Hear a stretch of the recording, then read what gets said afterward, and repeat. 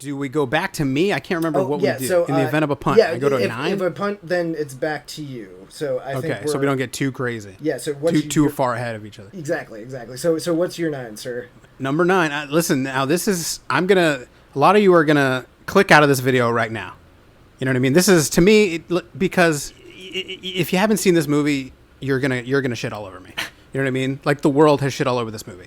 Okay, listen. I think I know what this is. These are some of our favorite films of the year. My list is peppered with things that you're going to roll your eyes at if you haven't seen these and go, this man is a freaking idiot. I can't believe I've subscribed and I've liked this video. I can't believe I've left a comment. And I can't believe I'm willing to sign up for a non-existent Patreon that they may offer later on. Anyway, number 9, starring Mark Wahlberg himself, Infinite. Oh, yeah. Streaming now on Paramount Plus. Oh, my God. I totally forgot that it came out or exists. Yeah, that's, yeah. Was that any good? Yeah, that was like a big it thing. made my list, you son of a bitch. Yeah. Fuck it. Good for you. Paramount Plus. I forgot about that, too. Exactly. So, listen, sometimes when you get Paramount Plus because you want to watch Yellowstone, you know what I mean? You stumble across a nice little Mark Wahlberg, Antoine Fuqua. Yeah. Little gem. Fuqua you know what I mean? does good work, you know. It's Mark Wahlberg and Fuqua back together. Did Shooter together, I think, like 2007. Oh, yeah. I forgot about that, too. It's got Chiwetel, I can never say his name. Chiwetel God, please do it. Do it for me. I'm sorry, I'm probably bastardizing it, but Chiwetel Ejiofor, I think. Both of us are huge fans of this gentleman and his acting, but we can't say his name. He truly is a great actor. Don't hold it against us. Don't hold it against us, man. I'm sorry. I love you, buddy. Yeah. Those are the main stars. I'm going to be honest. There's other characters. Toby Jones is in this.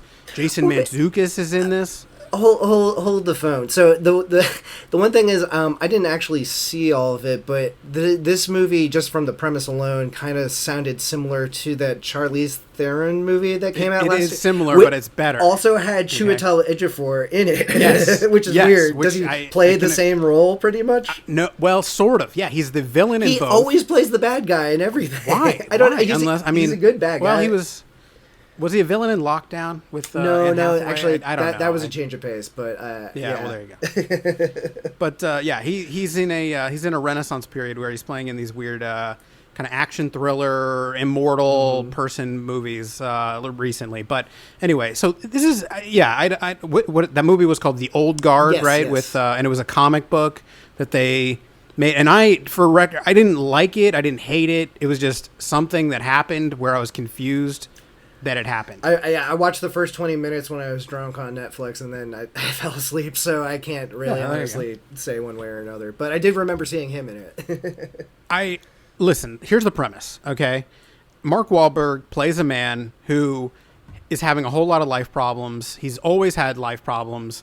He's been diagnosed with schizophrenia when he was a young, a teenager. He was institutionalized. He's a very smart guy, very skillful, doesn't understand why he's so good at certain things, seems to be able to just kind of pick things up and do them, doesn't understand why, has a hard time holding down jobs because he's just confrontational in certain ways. He is arrested for something, I believe. I'm trying to remember the plot. I don't want to get too crazy. He's arrested for something. Chiwetel confronts him. Mm-hmm. Chiwetel? Yeah.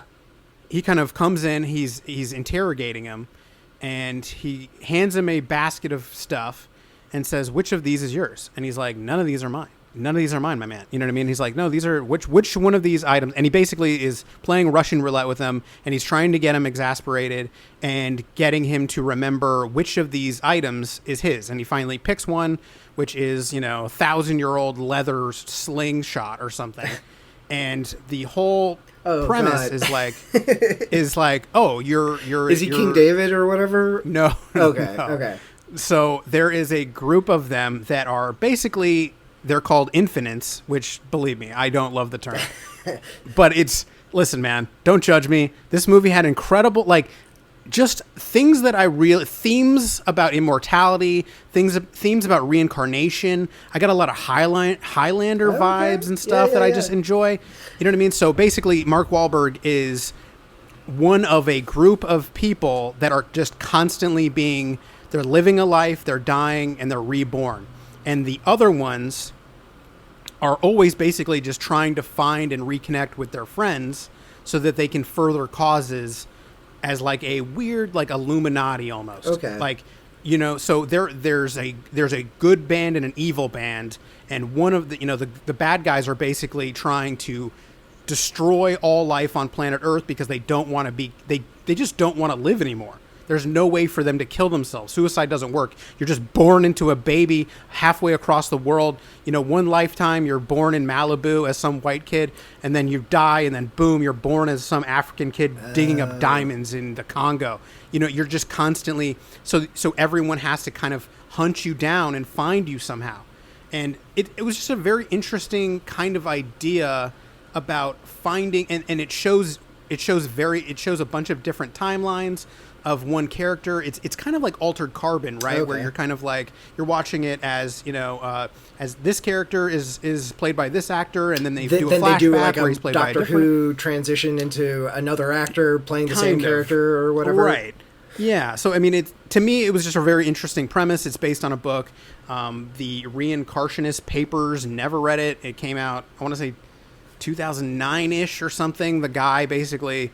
he put a bounty in the book that was like, anyone that can get me connected, I'll give you some royalty or whatever if you can get this book in the hands of a literary agent or something. So someone found it in like a youth hostel who knew someone, and they got it into Hollywood. Paramount, you know, ended up getting it and making it or whatever. Mm-hmm. So it's just an interesting movie if you like themes about reincarnation, immortality, things like that. You know, the scene where they give him a bunch of different things and ask him, which of these is yours? That's something that, like, apparently they do with the Dalai Lama. Oh. So the Dalai... And I've seen... You ever see, like, The Last Emperor, right? Is it The Last Emperor? Yeah, yeah. Which one's about the Dalai Lama? Yeah. That's The Last Emperor, I think.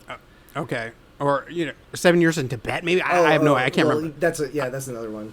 I can't remember. But anyway, that's what they try to do. When they find a kid, they're like, I got a hankering. This is the Dalai Lama. When they find this toddler, you know what I mean? Somewhere in the hillside. Like that's the sign that it's the... The sign, yeah. If he picks a certain keychain or something that belonged to the last guy who died, they're like, this is him.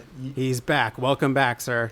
You have chosen my cousin's vintage Boba Fett doll. That is pretty, exactly. You know? Yeah, you know. That's anyway, interesting. It's just fun. Yeah, you know what I mean. So like, he's lived countless lives. He knows all these skills. There's scenes where he like folds a samurai. You know, he handcrafts a Japanese samurai sword, katana, and they're like, "How do you know how to do that?" And he's just like, I don't know. You know what I mean? So it's a fun, dumb, interesting movie. Go check it out. Don't hate me. It's in the 30s in Rotten Tomatoes, man. It's not that bad. I mean, like, Mark Wahlberg movies are pretty dependable. You know what I mean? Like, they're...